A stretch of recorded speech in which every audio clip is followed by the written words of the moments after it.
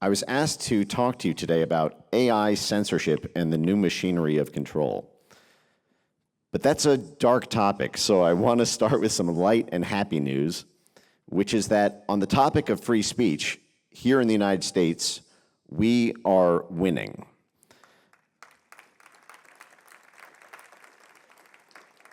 We're actually winning at warp speed and in shocking ways at the federal government level.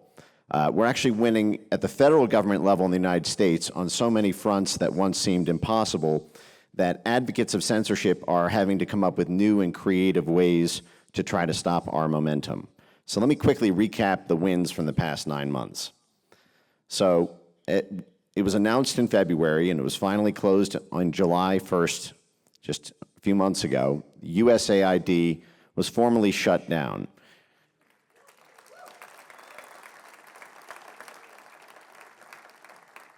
And for folks who've only followed that issue in a cursory manner, you'll appreciate the magnitude of that as we get deeper into this story. But USAID alone spent tens of millions of dollars per year for the past 7 years funding censorship organizations, censorship technology, the AI censorship technologies that we'll cover, censorship institutions, censorship centers at universities, and that is gone, baby, gone. At the State Department, the Global Engagement Center, which was the original gangster of the government censorship world, it was created initially to stop ISIS from spreading terrorist propaganda on Twitter and Facebook, and then after the 2016 election was repurposed to stop Russian propaganda, which meant Trump supporters or Brexit supporters or anyone in the transatlantic community who challenged U.S. foreign policy with respect to maximalism around war or around, frankly, any globalist foreign policy agenda. So the Global Engagement Center, which had $60 million in annual funding and over 50 full-time positions, is gone, baby, gone. It's done. There has been a massive reorganization of the U.S. State Department. 130 sub-agencies are being rolled up, and some of the worst offenders in the censorship space, such as the Bureau of Democracy, Rights, and Labor. This is the major color revolution cell, which is where the labor comes in. The rights is accusing your opponents of being an authoritarian and then using human rights predicates to apply U.S. government force. And democracy means we don't like the election result. This bureau was highly active in our own elections through essentially taking that democracy predicate to argue that the U.S. presidential election in 2016 was illegitimate and that our democratically elected president is an autocrat. That is being massively restructured, and there's only good news coming from there. At the Department of Homeland Security, CISA, the cybersecurity turned cyber censorship agency, which played the lead role in the largest political censorship event at that time, I think in human history, the censorship of the 2020 election, in which tens of millions of people had their voices turned down to zero or almost zero through social media censorship, coerced by CISA at the Department of Homeland Security. They are now out of the speech police business.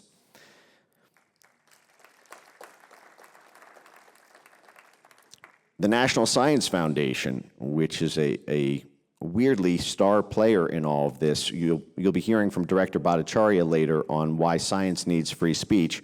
Well, the National Science Foundation was the biggest domestic money gun to fund censorship organizations and AI censorship technology. During the course of the Biden administration, they expended over $100 million in grants around misinformation, disinformation, malinformation, infodemics, information literacy, digital literacy, you name it. It became the science of censorship, and now there is a hard ban at the National Science Foundation on any grant that so much as mentions the word misinformation in it. That money has been cut, and the difference it has made on the ground is huge and immediate. At the Pentagon censorship programs have been folded up, including the Minerva Initiative, the Psychological Warfare Research Center, which began to delve into the field of social media influence social media censorship to influence hearts and minds, that has been shut down by Secretary Pete Hegseth. And more tens of millions of censorship grants have been cut from the NIH, HHS. This administration is putting their money where their mouth is. It's not just talk. Like J.D. Vance famously gave his remarks in Munich and Paris to talk to the international community about the threats to American speech that come from foreign governments. We'll be talking a fair amount about that. But there was a day one executive order on free speech, which made all of these executive branch changes possible. The State Department passed a visa ban on foreign government officials who were implicated in the censorship of American speech, which they have enforced, especially in the case of the Brazil censorship judiciary, which has gone totally rogue. Those visa bans are in place. The Canadian digital platform tax was halted because of the Trump tariff threats. Currently, as we speak, trade deals between the US and EU are stalled because of the EU's Digital Censorship Act. It's technically called the Digital Services Act, but you should not dignify it with that name. It is the Digital Censorship Act, and it factors very heavily into their attempt to revive the AI censorship Death Star, as we'll cover later in this. But this is an important thing to note as this deal is being negotiated. It would be very easy for the Trump administration to please donors and partners in the business community by simply striking a trade deal because it makes everyone a lot of money. The fact that they have put it on the line and effectively halted those trade deals purely on free speech grounds is something that I think should be commended. And frankly, given the threat from that regulatory monstrosity that we'll cover, I actually think it deserves its own place in a history book, frankly, what the White House is doing on free speech diplomacy. In addition to that, the free speech diplomacy toolkit by this admin includes even things like targeted sanctions, as we saw the Magnitsky Act be applied for the first time on free speech grounds against the tyrant judge in Brazil right now, de Moraes. Now, none of this seemed possible just a few short years ago. And I'll just give one anecdote, although I'm sure everyone in the room has felt this and the size of the juggernaut and remembers that feeling from essentially 2018 to late 2022, where this seemed totally impossible to take on at all, let alone all these wins in such a short time. But I think it's best encapsulated by the Biden administration's White House Information Integrity Task Force, which I'm just going to assume that almost nobody in the room is familiar with, even though it was on whitehouse.gov. Information integrity is a term that they moved to after the Disinformation Governance Board disaster toxified the word disinformation. But information integrity means that the world of information can be chunked into two categories: high integrity and low integrity. High integrity information gets whitelisted. Low information integrity news or sources or websites get blacklisted. It's that simple. But because nobody knows what that means, they get away with it. It's a rose by any other name. Well, the White House Information Integrity Interagency Task Force had 26 different federal government agencies who all participated and contributed to a common White House-run, centrally coordinated government censorship apparatus. Just to rattle off a few names, let me know if any of these sound familiar for the participating agencies in this 26 government censorship interagency working group: the Central Intelligence Agency, USAID, the State Department, the Pentagon, DARPA, NIH and HHS, ODNI. You'll be hearing from the directors of ODNI and NIH after this. On whitehouse.gov, they openly called in this task force to promote beefing up Europe's censorship laws, while the White House was simultaneously working with the UK Digital Ministry to mutually take out each other's political opponents on either side of the pond. Essentially, the US State Department under President Biden would fund organizations in London to take out Brexit supporters, and the UK Foreign Office would fund American universities and NGOs and for-profit censorship mercenary firms to take out enemies of the Biden administration. This was the U.S.-UK special relationship truly revealed. In the words of the White House, the goal of this 26 government agency task force was to, quote, mobilize governments, policymakers, researchers, entrepreneurs, businesses, individuals, communities, nonprofit organizations, libraries, museums, educational institutions, and foreign partners to combat disinformation online.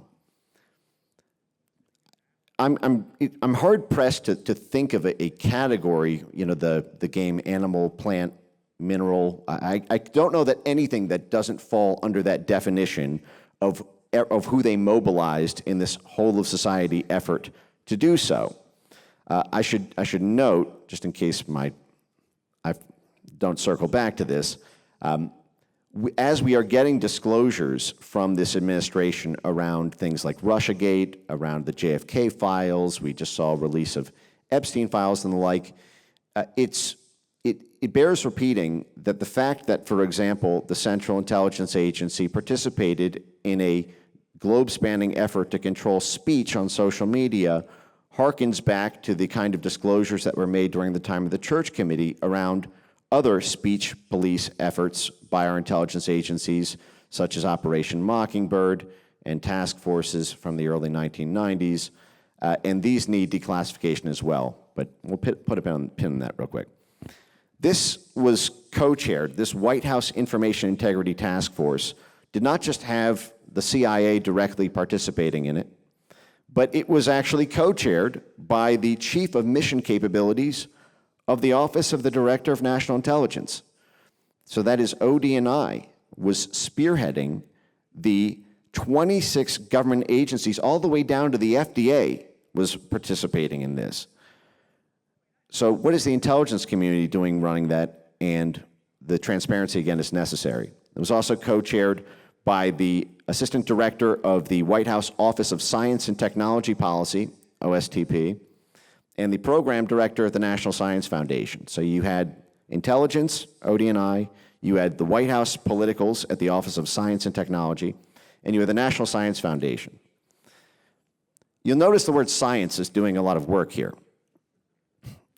The field of research and development for the God button speech control technologies, we're going to get into how they work, was and still is framed to an unsuspecting public as ordinary course science research.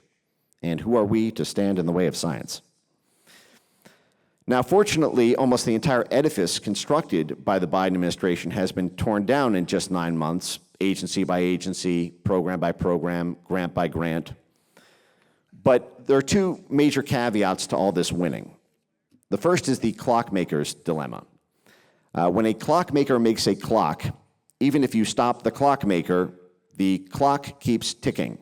And if the clockmaker has made a whole lot of clocks, these things all have a life of their own, even when you shut down the program that, for example, gave the seed funding to those NGOs or for-profit companies or university centers. They are now up and running institutions unto themselves, so simply cutting the funding of who gave them their start or who gave them a big bump or who were critical parts of their funding or supply chain, so to speak, does not solve the problem. They are now, it helps the problem, at least stems the bleeding, but the blob created a gobsmacking amount of clocks.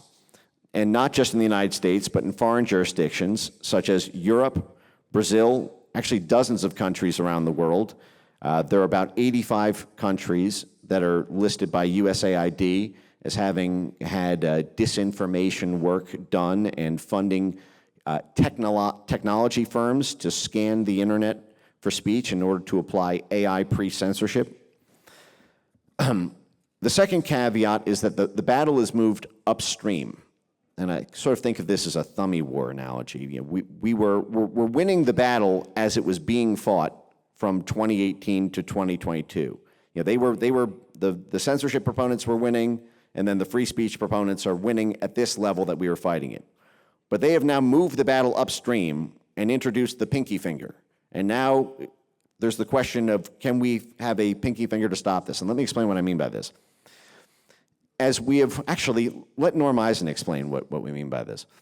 For folks who don't know, Norm Eisen was the legal hatchet man behind the Trump impeachments, the indictments, everything from the Associated 65 project to go after people's lawyers, to get everyone disbarred, kind of the lawfare quarterback. He called in his 2025 democracy playbook in January when Trump was first taking office. He had his 7 pillars to retake democracy in the United States. Pillar 6 was defeat disinformation. And what he called for was for censorship proponents to partner with the EU and Brazil and other like-minded in-power governments, because progress on content moderation at the U.S. federal government level had stalled. If you remember, our disinformation governance board chief, Nina Jankowicz, what did she do after leaving DHS after that board was terminated? Went straight to London, registered as a foreign agent for the British Crown, effectively, and then worked at a USAID-funded London-based censorship shop called the Center for Information Resilience, so that you can be psychologically inoculated against misinformation online. So this, again, is this pipeline where it started as this DHS thing, and they simply had the same job, effectively, in many ways, the same field, simply funded by USAID instead of DHS. I'm going to read a quote now, which I think should be ingrained in everyone's memory. This is from September 2023, about a year after Elon Musk's acquisition of X and the termination of the trust and safety teams, and the reforms that were done to allow accounts back on, to allow President Trump back on, to remove many of the AI filters that had gone into what was constraining your ability to talk about public health or climate or gender issues or any sort of political matter at all. And this is a quote from the former head of Toxic Conversations at Twitter 1.0 in a panel with 4 other folks, 2 of whom worked with, shall I say, traditional CIA front entities, like the Carnegie Endowment for International Peace, where Bill Burns was the head, and the Atlantic Council and others, 7 CIA directors on its board. And what she told them is, in September 2023, if it weren't for Europe right now, I think I would feel pretty defeated and despondent in this moment. It has certainly become much more difficult for outside researchers to actually engage directly with people at the platforms because there are simply fewer of them. Now, this word researcher gets back to this idea of science, that they're not doing censorship work, they're simply studying the science of disinformation, and along the way, yeah, we may be flagging everyone we don't like, we may be pressuring companies to adopt our machine learning, tens of millions of tweet-fed AI censorship model in order to create this filter so you can't talk about climate change or abortion or gender issues or whatnot. But it's all, again, folded under this concept of researcher. But every time you hear that, just switch the word operative, and you'll understand what they're actually saying. So she says it's become much more difficult for outside researchers to actually engage with the platforms. Quote, we spent literally years building up relationships with good folks at all of these platforms. We spent literally years building up these relationships. This is exactly what you suspected, I suspect. And for the most part, they're gone. It's really, really difficult to know who to reach out to and who to work with, because no one at X was taking their call, and Mark Zuckerberg had already begun a free speech turn on Facebook and Instagram. She then says, if it weren't for the European Union and the Digital Services Act, that's the Digital Censorship Act, I don't know that we'd have much hope of rectifying that situation at all. This is 2 years ago. All 5 people on this panel are American. They're working at American organizations. And she's saying, if it weren't for the European Union and a foreign body's international censorship laws, I don't know that we'd have much hope of rectifying that situation at all. But given the sorts of requirements for sharing disinformation risk assessments and sharing data with researchers, again, operatives, that means internal data on the platforms with outside censorship operatives, I do think we still have some options for leverage to continue the work that we've been doing, and hopefully, ultimately, that leads to a sort of restaffing of some of these positions as the Digital Censorship Act, she says Digital Services Act, begins to come into force and platforms feel the real force of actual enforcement action. So these are American censors turned censors in exile who are preening for an overseas censorship regulatory regime to get them their old censorship jobs back in the United States, because if X or Facebook or Instagram or YouTube wants to keep their 550 million per customer market in the EU, they need to give up all of their internal data to these outside groups, and they need to hire all these people back as part of disinformation compliance to make sure that they don't get fined into oblivion by the European Union, by the UK through its Online Harms Act, by the new regulatory regime in Brazil around this. And what I'm trying to convey here is this is something that tech platforms themselves cannot take on by themselves. It requires the heavy hand of the White House, of the State Department, and we'll get to the solutions towards the end. But you'll notice a common theme. We're going to turn to the AI side of this and how, for example, things like the EU Digital Censorship Act create this AI, turn this AI censorship Death Star back on. So in a quick roadmap, we're going to cover real-world examples of AI censorship in action and its impact. We're going to cover a framework for understanding it, its history and evolution, and then solutions on stopping the current crisis point. So you'll notice a common theme in the agencies that I described at the start of this where we're winning. And I mentioned things like the State Department, the intelligence services, the Pentagon, USAID, and the like. These are all national security-related agencies, and it's so either diplomacy, defense, development, or intelligence. And even the participating agencies that are not directly in the national security state have a tremendous amount of tangential, overlapping national security aspects to them. For example, public health is very closely tied with the military. The military provides an incredible proportion of funds to the medical establishment. If you remember, even Public Health Administration, Operation Warp Speed, predominantly the money went to the Pentagon. Tony Fauci got his start, the NIAID and the military nexus to the medical establishment. But while it's daunting enough to confront the national security state with all of its 6 ways from Sunday to get at you, on philosophical grounds, it's another thing entirely to confront it on operational technological grounds. And let me first illustrate kind of the power of AI censorship and why that is the frontier right now. So I think the title of this talk was AI censorship and the new machinery of control, but it's worth noting that this machinery is not new. I'm not going to be talking for the next several minutes here about any hypothetical future singularity threat around AI. This is all already here, already been here, and it's permanently changed the fabric of how you can speak to your fellow citizens online. Before 2016, 0% of political speech or any text-based speech on the internet, on social media, was policed through AI filters, 0%.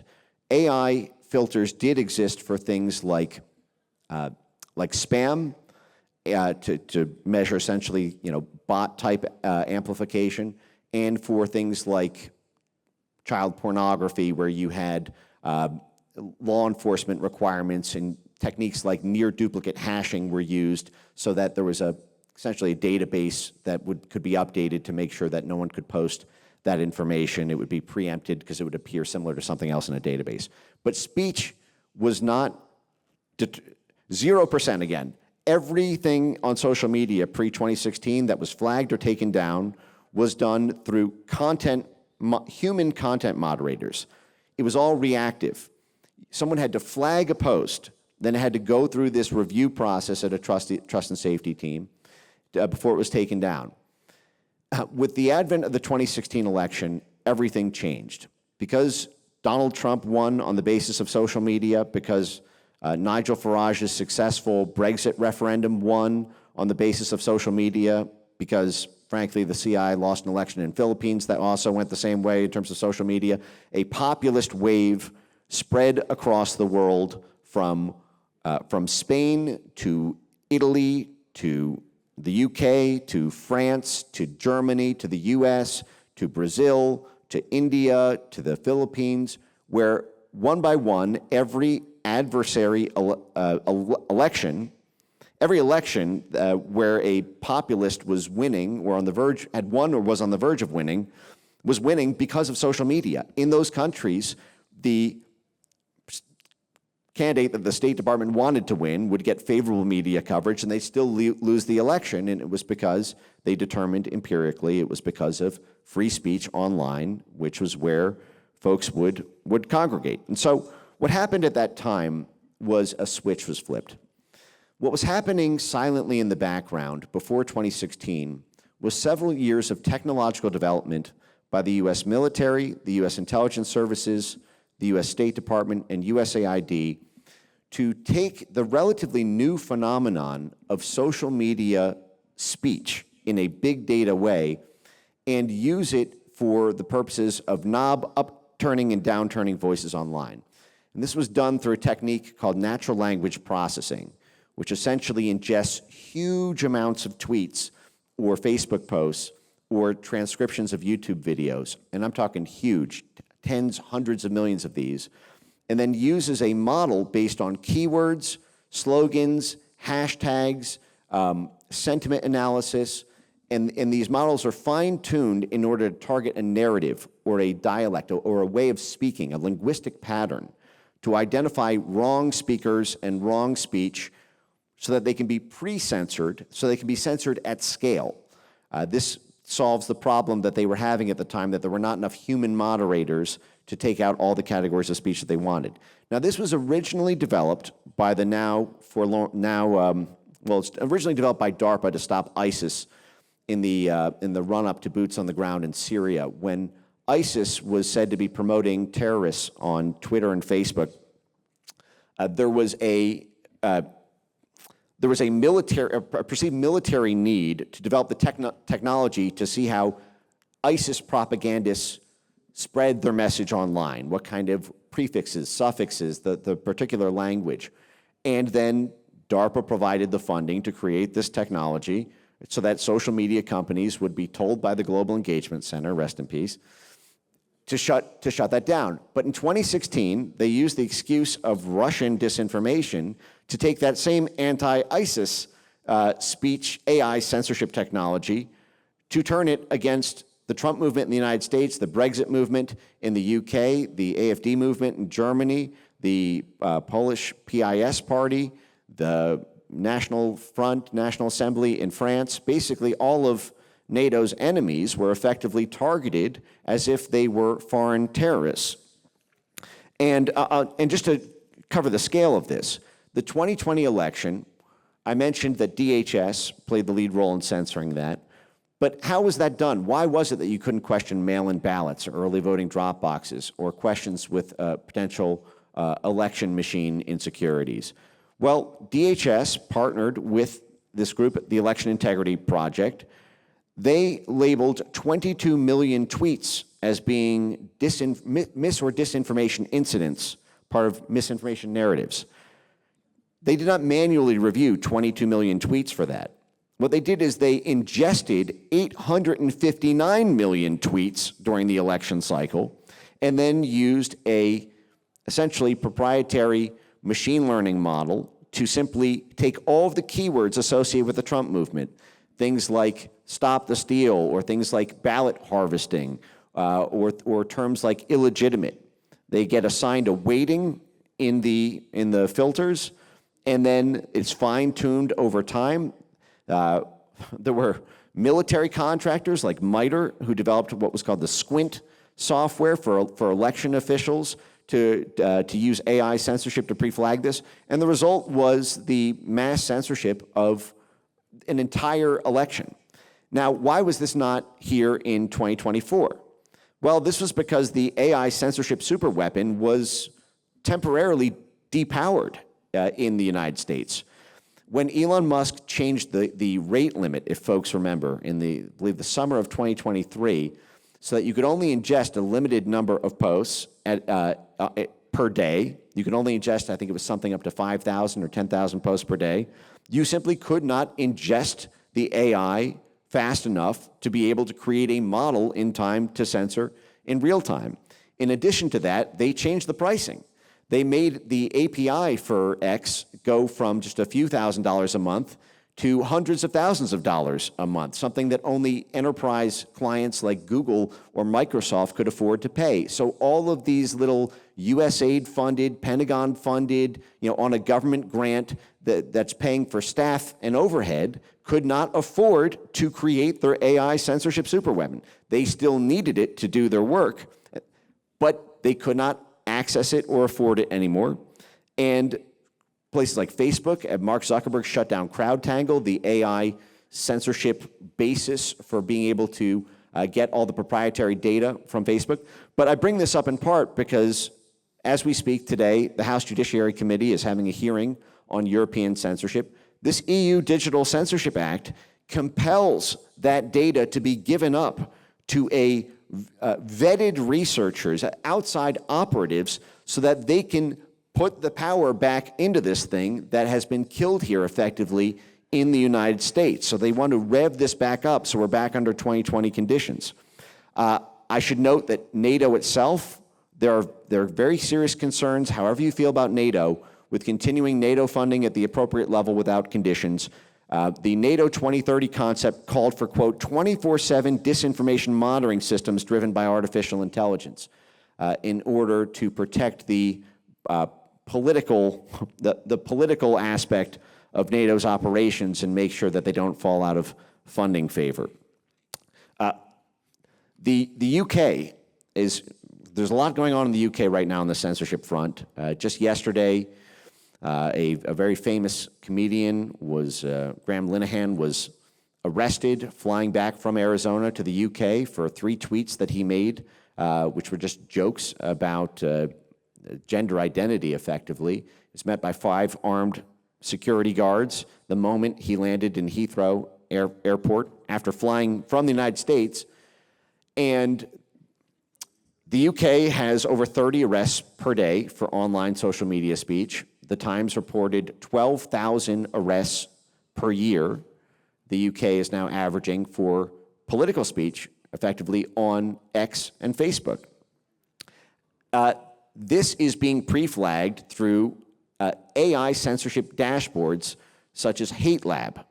Hate Lab started off from 2013 to 2015 doing the same sort of counterinsurgency, counterterrorism work, working with the UK Foreign Office and associated government institutions in the UK. But then when the Brexit referendum happened in 2016, in tandem with their US censorship partners, they pivoted to going after the Brexit movement and created a hate speech dashboard. It is a real-time, 24/7 early warning radar system so that every member of the Metropolitan Police Department in London gets a real-time feed across the internet of every tweet that you post, every Facebook post. It has a confidence level, a toxicity score associated with it. They were funded by the U.S. Justice Department, by the way, I should note, in part because of what I'm trying to describe to you, which is this nexus between our clockmakers and the clocks that are now ticking abroad. But unfortunately, our own government is responsible for countless arrests happening right now in the UK because of this AI censorship story. They just waved me, but I didn't know if they were saying hi or saying 5 minutes or saying now. Oh, we're done now. Okay, I'm on page 3 of like 30. Okay, all right. Let me just. All right, just last thing is just solutions on where to go from here. So number 1, total transparency and declassification from this administration. The USAID files have to be made completely public. Every aspect of the Pentagon's, the Global Engagement Center files have to be made public. A message needs to be sent that if you are in this line of business, censoring people's God-given and First Amendment protected free speech rights in this country, everything that you do as a part of this government that infringes on those rights will be made public one day. So be careful about doing this in the next administration, because it will be your turn in the sunlight, and every email you send, every analyst memo you write will be read by tens of millions of people with potential penalties to follow. Number 2 is free speech diplomacy, amped up to 11. Trade, aid, arms, sanctions, retaliatory regulatory regimes against EU member states for enforcement of the DSA, as well as even potentially taking the legacy function that still survives at USAID to fund free speech organizations rather than censorship ones. Third is a full review and cuts to foreign universities and NGOs, especially those in London, Oxford, Cambridge, Sheffield, Cardiff, King's College, London School of okay. All right. Fourth is condition NATO funding until they get rid of the AI censorship work that they're doing and all the social cohesion funds.